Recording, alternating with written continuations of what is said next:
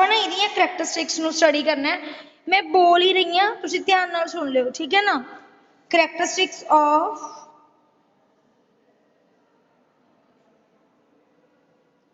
Standing wave या फिर stationary wave.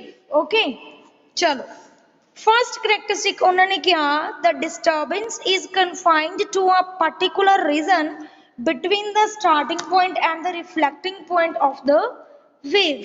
उन्हें ये कहा भी जी डिस्टर्बेंस होगी ना जो वेव मूव करूगी, देखो जिमें आपने कल वेव बनाई आ वो जिथों स्टार्ट हो रही है एक पर्टिकुलर रीजन तो स्टार्ट होगी, मतलब पर्टिकुलर रीजन का मतलब जिथों भी स्टार्ट हुई starting point and reflecting point, these are known as reflecting point, this is known as starting and this is known as reflecting points. यह की होगा पर्टिकुलर रीजन होगा, ऐ नहीं होगा भी कदे किते होगी कदे किते होगी, मैक्सिमम ओदा एम्पलीट्यूड होगा तो एंटीनोड बन गया। अगर ओदा डिस्प्लेसमेंट 0 हो रहा दैन उत्थे ओह की बनाऊगा, नोड बनाऊगा, मतलब हर एक चीज़ पर्टिकुलर रीजन ते होगी। पहली गल।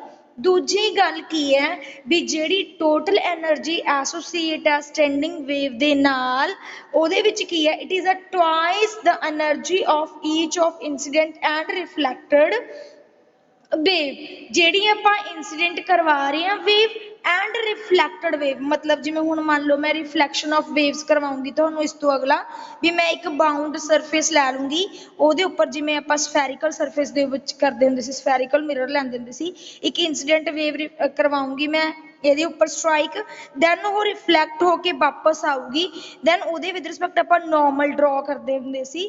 ਤਾਂ ਇਹਦੇ ਵਿੱਚ ਕੀ ਹੈ ਆਪਣੇ ਕੋਲ ਜੋ incident and ਰਿਫਲੈਕਟਡ wave the energy ਹੋਊਗੀ ਉਹ ਟਵਾਈਸ ਹੋਊਗਾ, twice the total energy associated with a stationary wave is the twice the energy of each of incident and reflected wave, but एक ਇਹਦੀ कंडीशन है भी इस टाइम एनर्जी की कोई ट्रांसफरेंस नहीं होगी। मैं तुहानू कल भी दस्सिया सी, but there is no flow or transference of energy along the stationary wave, क्योंकि ये standing wave है, standing wave करके परमानेंटली रेस्ते रहूगी, दैन अपने को नोड बनूगा। अगर मैक्सिमम एम्पलीट्यूड आ रहा है about their mean position that's mean this is known as antinode. But इन्होंने एक गल मैं तुहानू कल एक होर भी दसी सी भी इहदे विच एनर्जी का ट्रांसफरेंस नहीं हुंदा, जो एनर्जी का ट्रांसफरेंस नहीं हुंदा तो उस तरह की वेव नूं आपां की बोलदे हां, स्टैंडिंग वेव बोलदे हां। दूसरी गल की है अपने कोल मान लो आ वेव बन गई, मैंने ना एक वेव लै ली, आ वेव लै ली, ठीक है, तो जो इसकी डिस्टेंस होगी मैं टोटल डिस्टेंस जो लै लैनी वो लैमडा लै लैनी, टोटल डिस्टेंस लैमडा लै लैनी, टोटल वेव लेंथ। तो मेरे को जो दिस वन आ वाले दी पॉजिटिव पल्स की जो की आऊगी अपने को कॉन्सिक्यूटिव नोड आऊगी या फिर डिस्टेंस आऊगी वो की आऊगी लैमडा बाय 2, यदी भी की आऊगी लैमडा बाय 2। तो उन्हें ये क्या ये डिस्टेंस भी चेंज नहीं होगी, जिमें रहूगी उमें ही रहूगी। जो टोटल डिस्टेंस आप लैमडा लै रहे हैं दैन अपने को जो एक पल्स की डिस्टेंस आऊगी वो लैमडा बाय 2 आऊगी, दूसरे पल्स की डिस्टेंस भी लैमडा बाय 2 ही होगी, वो भी चेंज नहीं होगी। ठीक है, जे मैंने इतने 2 लैमडा लै लिया तो इस पल्स की डिस्टेंस भी लैमडा होगी एंड इस पल्स की डिस्टेंस भी लैमडा होनी चाहिए। समझ आ गई। देन जो डिस्टेंस बिटवीन टू कॉन्सिक्वेंटिव नोड्स होगी, डिस्टेंस बिटवीन टू कॉन्सिक्वेटिव आ n1 हो गया अपने को, आह n2 हो गया, देन ये विच जो डिस्टेंस है that's mean this is known as lambda by 2।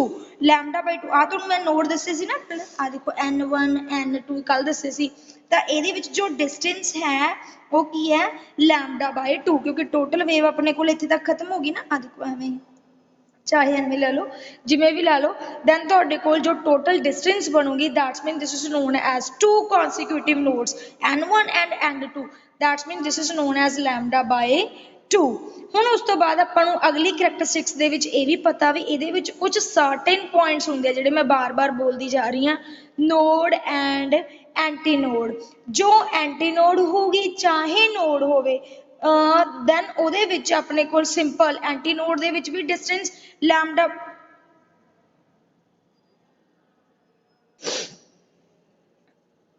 हाँ जी, then अपन ने की किया, अगली की किया उन्हें, there are certain other points in the medium in the standing wave, the amplitude of vibration which is maximum, जिथे amplitude maximum होगा about their mean position is known as antinode, ਉਹਨੂੰ ਆਪਾਂ antinode बोलते ਹੁੰਦੇ ਸੀ। antinodes ਦੇ ਵਿੱਚ वाली distance भी अपने कोल कितनी होगी, lambda by 2 ही होगी, क्योंकि इन्हों की डिस्टेंस वेरी नहीं करूगी, चाहे नोड है चाहे एंटीनोड। एंटीनोड्स भी आप दो लवांगे एंड नोड्स भी आप दो लवांगे, उन्होंने विच वाली जो डिस्टेंस होगी वो भी अपने कोल की होगी, लैम्डा बाय 2 ही होगी। ठीक है जी। उस तो बाद हाँ जी, इस तो बाद की है, जो नोड्स होंदियां ने उन्होंने आपां नंबर ऑफ सैगमेंट्स दे विच डिवाइड कर सकते हैं। Nodes divide the medium into segments, इन्हों आपां सैगमेंट्स दे विच डिवाइड कर सकते हैं। सैगमेंट्स नूं आपां लूप भी बोलते हैं। सैगमेंट सैगमेंट्स होंदे ने पार्ट्स, मतलब इन्हों जिवें हुण आप वेव है ना, इन्हों आपां स्मॉल स्मॉल दिस वन एवें सैगमेंट्स दे विच तोड़ सकते हैं। These are known as segments, parts, या फिर इन्हों बोलते हैं लूप्स।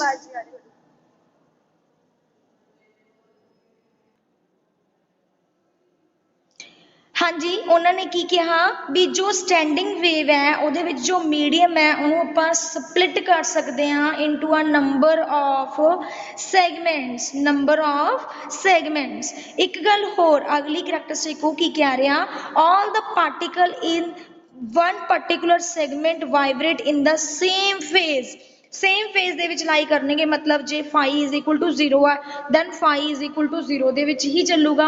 अगर phi is equal to pi है दैन वो फाई इज इक्वल टू पाई दे विच ही चलूगा। दैन मतलब जो उन्हें अगे मीडियम दे विच चेंज होना, दैन वो फेज जिहड़ा डिफरेंस आऊगा वो 180 दे नाल जिहड़ा है वो डिफरेंस आऊगा।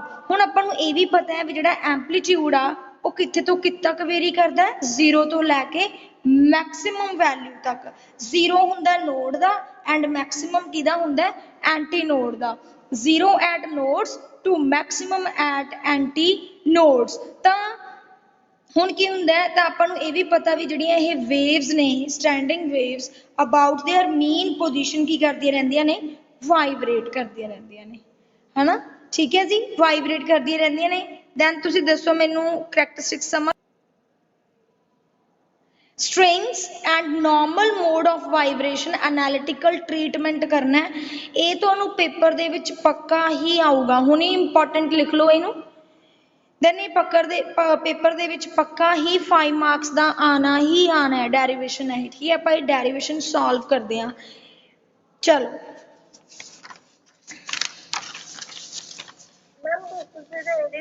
डेरिवेशन औखी दित्ती हुई।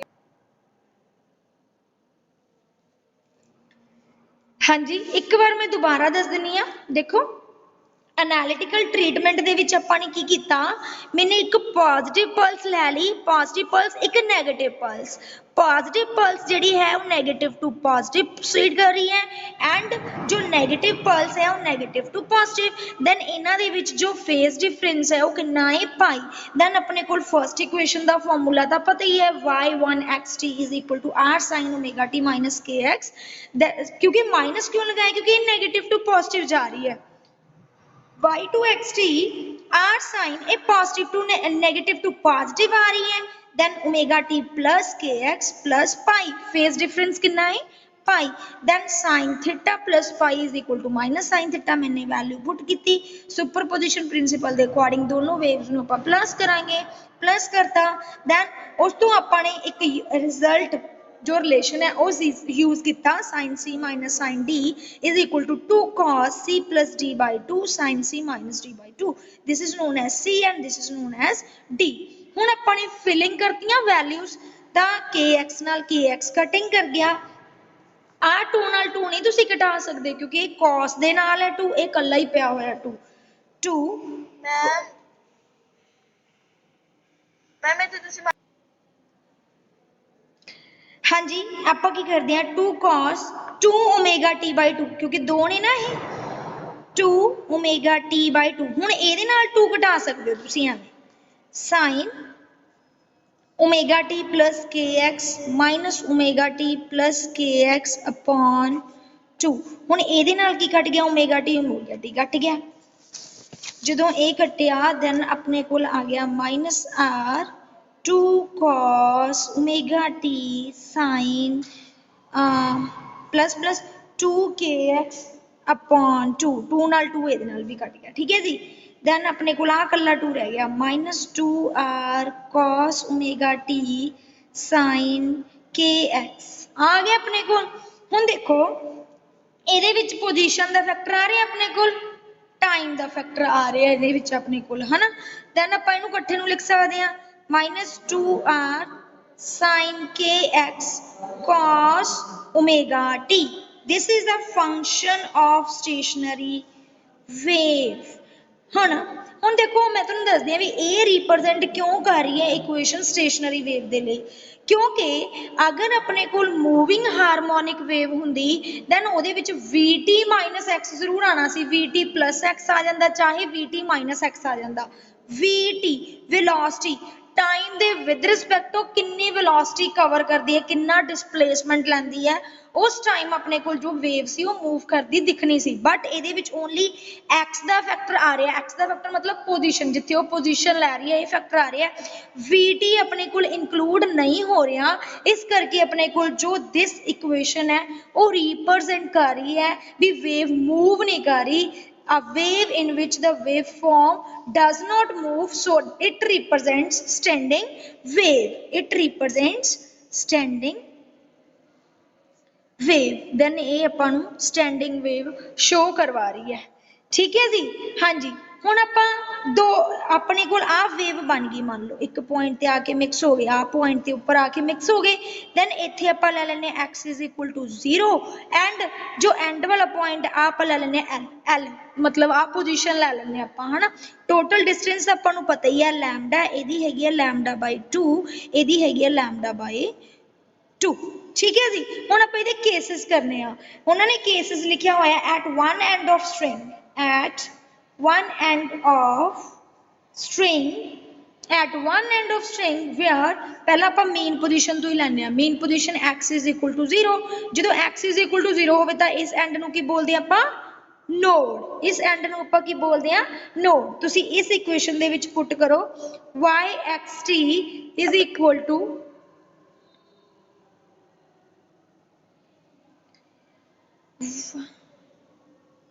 yxt is equal to हाँ जी पुट करो -2r cos omega t sin k 0 आ गया sin 0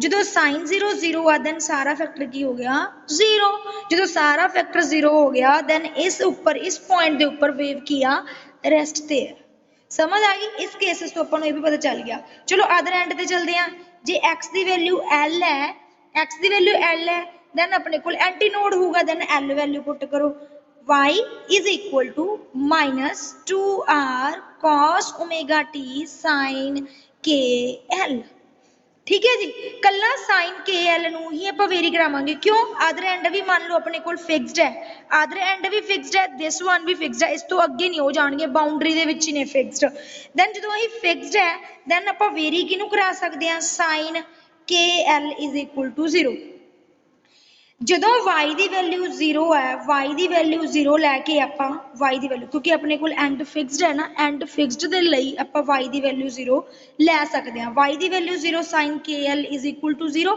sin ਥੀਟਾ ਦੀ ਵੈਲਿਊ 0 ਕਿਤੇ ਹੁੰਦੀ ਆ sin ਪਾਈ ਤੇ ਹੁੰਦੀ ਹੈ sin n ਪਾਈ ਤੇ ਲੈ ਲਈ ਆਪਾਂ ਨੇ ਕਿਉਂਕਿ ਸਾਰੇ sin ਪਾਈ ਕੀ ਹੁੰਦੇ ਨੇ 0 ਹੁੰਦੇ ਆ ਦੈਨ ਆਪਾਂ n ਦੀ ਵੈਲਿਊ ਚਾਹੇ 0 ਲੈ ਲਓ ਚਾਹੇ 1 ਲੈ ਲਓ ਚਾਹੇ 3 ਲੈ ਲਓ 2 ਲੈ ਲਓ ਜਿੰਨੀ ਮਰਜ਼ੀ ਲਈ ਚਲੋ ਲੈ ਲਈ then अपने को sin ਨਾਲ sin की हो गया कट गया then अपने को kl = किधर रह गया n पाई दे रह गया n पाई दे रहन दे नाल अपने को की आ ਆਪਾਂ ਨੂੰ ਪਤਾ k ਦੀ ਵੈਲਿਊ ਕੀ ਹੁੰਦੀ ਹੈ ਪ੍ਰੋਪੇਗੇਸ਼ਨ ਕਾਂਸਟੈਂਟ 2 ਪਾਈ ਅਪਨ ਲੈਮਡਾ 2 ਪਾਈ ਅਪਨ ਲੈਮਡਾ ਪੁੱਟ ਕਰੋ l = n ਪਾਈ ਪੁੱਟ ਕਰਤਾ then अपने को ਪਾਈ ਨਾਲ ਪਾਈ ਫਿਰ ਤੋਂ ਕੈਨਸਲ then अपने को रह गया 2l upon lambda = n 2l upon lambda = n रह गया जे फिर lambda ਦੀ ਵੈਲਿਊ ਕੱਢਣੀ ਹੋਵੇ ਤਾਂ ਕੀ ਹੋਊਗੀ 2l upon n = lambda ਤੁਸੀਂ ਇਸ ਦੇ ਨਾਲ ਇਸ ਫਾਰਮੂਲਾ ਦੇ ਨਾਲ ਡਿਸਟੈਂਸ ਵੀ ਫਾਈਂਡ ਆਊਟ कर सकते हो। हुण आपां डिस्टेंस ही फाइंड आउट करनी सिखांगे। First normal mode of vibration, second, third, मैं कल्ला फर्स्ट करवाऊंगी, दैन तुसी अगले खुद करते जाना। ठीक है, सौखे ही ने, बस आ बनाना औखा सी, वैसे ये भी सौखा ही सीगा, कोई औखा नहीं हैगा। दैन ਇਹਦੇ ਨਾਲ lambda is equal to 2l upon n हो गया। देखो फर्स्ट नॉर्मल मोड ਦੇ ਲਈ, फर्स्ट नॉर्मल मोड ਦੇ ਲਈ ਆਪਣੇ ਕੋਲ लैम्डा 1 होगा, है ना, लैम्डा 1 मतलब इत्थे तुसी 1 पुट कर दोगे। ठीक है, n1, n की वैल्यू भी कितनी होगी, 1 होगी। ठीक है जी, वैल्यू पुट करोगे तो कोल आंसर आ जाऊगा। वैसे टाइम हो चुकेगा, कल आपां की करांगे, नैक्सट डे नूं प्रोसीड करते हैं। ठीक है जी।